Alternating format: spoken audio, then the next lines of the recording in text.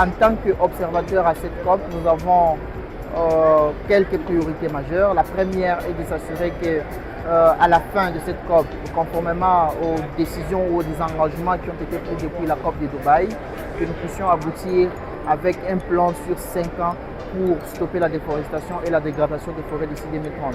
La deuxième priorité, c'est de s'assurer que nous puissions avoir un élément de langage fort sur la sortie progressive des énergies fossiles, notamment en martelant beaucoup plus sur les activités ou des projets extractifs développés dans les forêts tropicales, notamment dans le bassin du Congo.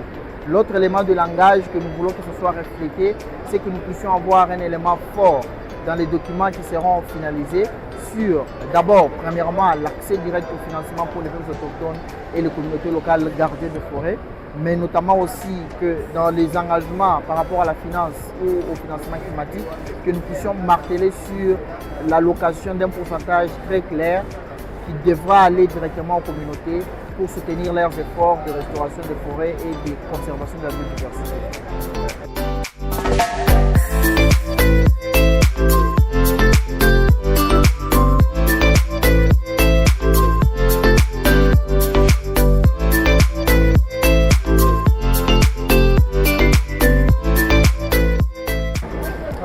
C'est un plaisir pour moi de représenter une multitude d'organisations congolaises ici à la COP 30 à Belém au Brésil, dans le cadre d'apporter la voix de la société civile au niveau international, mais appuyer les initiatives communautaires de la RDC et parler pour le compte des communautés du peuple congolais. Comme société civile et comme directeur du réseau sur les changements climatiques, nous avons mis en place plusieurs programmes au niveau de la RDC parce que notre souci est de défendre l'image de la RDC en tant qu'un grand pays, mais aussi en tant qu'un pays solution à la transition énergétique. Et dans cette optique, nous avions initié un programme ou une campagne dénommée 1% des taxes sur tout produit fini lié aux minerais stratégiques et aux minerais de transition.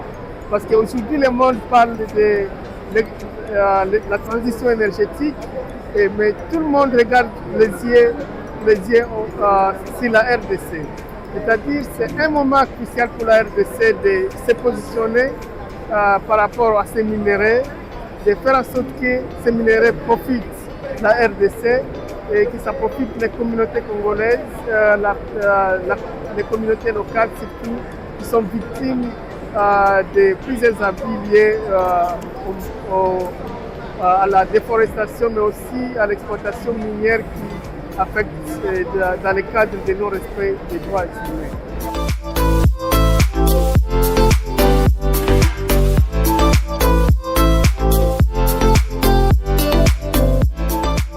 L'objectif de participation de Mboumontour dans cette COP est celle de pouvoir contribuer aux discussions et aux actions mondiales sur le climat, tout en mettant en avant les initiatives locales de protection de la biodiversité et de la gestion durable des forêts communautaires en République démocratique du Congo.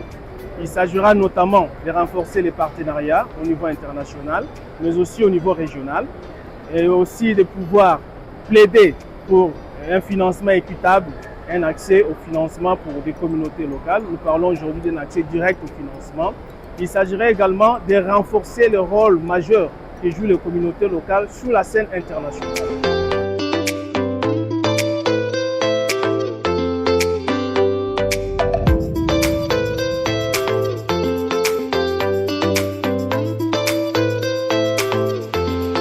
MIFDA accompagne les femmes des différents secteurs d'activité, entre autres les femmes qui se sont lancées dans l'entrepreneuriat vert.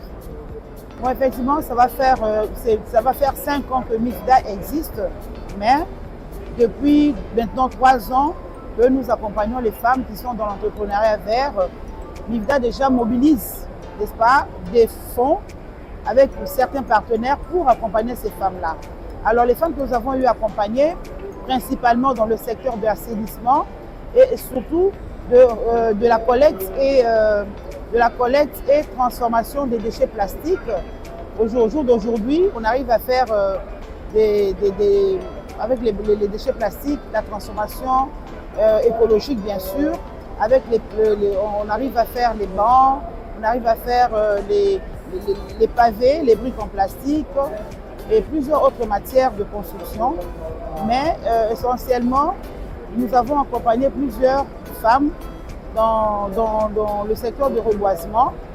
Et aujourd'hui, nous comptons plusieurs pépinières. Nous lançons l'appel à toutes les autres femmes qui sont intéressées à se lancer dans ce secteur de venir nous contacter parce que d'ici là, MIFDA aussi va commencer le projet de reboisement en partenariat avec le ministère, avec le Fonds forestier national.